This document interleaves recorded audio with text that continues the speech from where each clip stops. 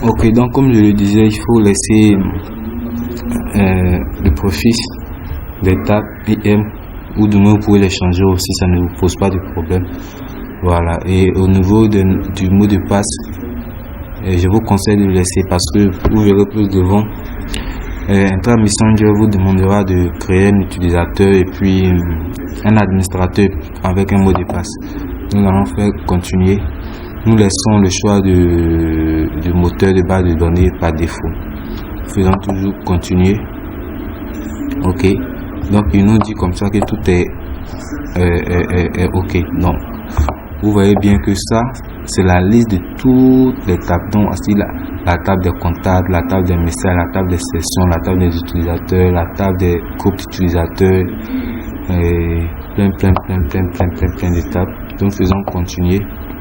Et arrivé à ce stade, voilà, nous choisissons la langue, nous laissons français, le nom maximum d'adresse que une machine, et comment on appelle ça, en réalité, une machine, je sais que vous le savez déjà, une machine a droit uniquement une seule adresse IP. Mais Entra Messenger nous donne la possibilité d'utiliser une seule adresse IP pour plusieurs machines. Voilà, donc nous n'allons pas procéder de cette façon puisque c'est pas un modèle de sécurité. Donc dans notre cas, au lieu de laisser plutôt 0 pour dire illimité, nous on va plutôt mettre 1 pour dire que une seule adresse IP est uniquement pour une seule machine. Ok, nous pouvons afficher la liste des utilisateurs, afficher le drapeau, afficher les fuseaux horaires, et il faut retenir que à ce stade nous sommes à la configuration de base d'Entra Messenger. Voilà, donc voilà ici autoriser le changement de son numéro de téléphone ainsi que son adresse email, autoriser le changement de son avatar, c'est-à-dire que sa photo, utiliser les serveurs proxy, oui. Voilà, longueur minimale du pseudo, on a mis 5. Voilà, forcer l'utilisateur d'un mot de passe pour chaque utilisateur. Voilà. Ici, longueur minimale du mot de passe des utilisateurs, on a mis 5 aussi.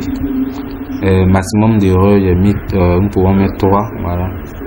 Et puis, on dit les nouvelles utilisations sont automatiquement ajoutées, oui. Donc, c'est coché. Les utilisateurs automatiquement ajoutés sont à valider par l'administrateur. Donc, ça veut dire qu'une fois que l'application cliente est installée sur une machine cliente, et que à la première utilisation on lui demande de mettre un pseudo et un mot de passe, dès qu'il finit de faire ça, il faudrait que l'administrateur il automatiquement ajouté à la base de données, mais en même temps aussi il faudrait que l'administrateur confirme ou bien autorise sa demande. Voilà. Ici on dit les utilisations qui changent de PC sont à valider, oui, on peut l'utiliser pour un moyen de sécurité. Chiffrage de niveau, oui, on peut chiffrer aussi, et nous faisons suivant. Et ce lien, c'est au cas où des erreurs apparaissent. Voilà, donc il faut cliquer sur ce lien, c'est-à-dire que c'est sur le forum et voir un peu le problème qui est directement lié. Donc ce qui n'est pas notre cas, donc nous allons faire modifier. Et voilà, et donc à ce stade, comme je le disais, Entra Messenger nous demande de créer un administrateur. Donc nous allons créer admin. Voilà, c'était déjà fait une fois. Donc admin Entra Messenger, c'est le nom de notre utilisateur, c'est-à-dire que notre administrateur. Et ici nous allons lui donner un mot de passe. Ensuite nous allons le confirmer.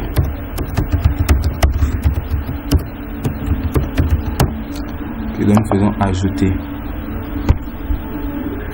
Ok. Et